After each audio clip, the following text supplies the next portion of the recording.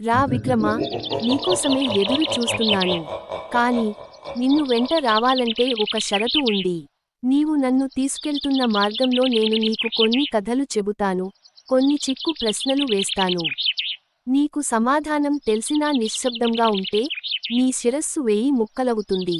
కాని నువ్వు నోరు తెరిచి సమాధానం చెబితే నేను తిరిగి నా చెట్టుకి ఎగిరిపోతాను.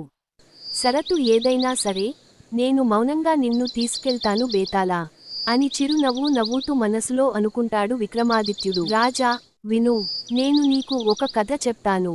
పూర్వం బ్రాహ్మణచక్రం అనే అగ్రహారంలో జటాద్ధతుడు అనే బ్రాహ్మణుడు ఉండేవాడు. అతనికి ఒక కుమార్తె ఉంది, పేరు చిన్నమ్మ. చిన్నమ్మకు పెళ్లి కోసం తండ్రి ఒక వరుణ్ణి చూశాడు. తల్లి మరో వరుణ్ణి చూసింది. సోదరుడు ఇంకొకర్ని ఇష్టపడ్డాడు. ఎవరికి ఎవరి ఎంపిక తెలియదు. ముగ్గురు యువ బ్రాహ్మణులు ఒకే అమ్మాయిని కోరుకున్నారు.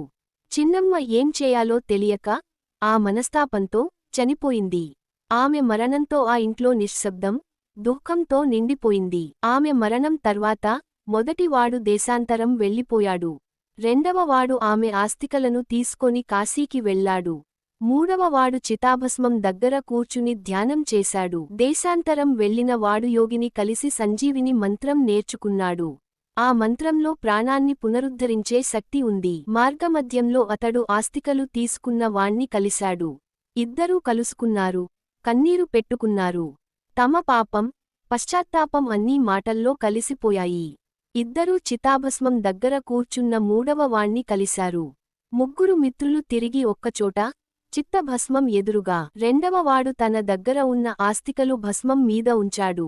మొదటివాడు సంజీవిని మంత్రం జపించాడు. ఓ ఆశ్చర్యం! ఆ భస్మం మధ్యనుంచి చిన్నమ్మ మళ్లీ బ్రతికింది. ఆమె శరీరంలో వెలుగు విరబూసింది. ప్రాణం తిరిగొచ్చింది. నేను చిన్నమ్మ కోసం తపించాను, ఆమె నాదే కావాలి. రెండవవాడు, నేను ఆమె ఆస్తికలు తీసుకెళ్లాను, ఆమె నాదే కావాలి.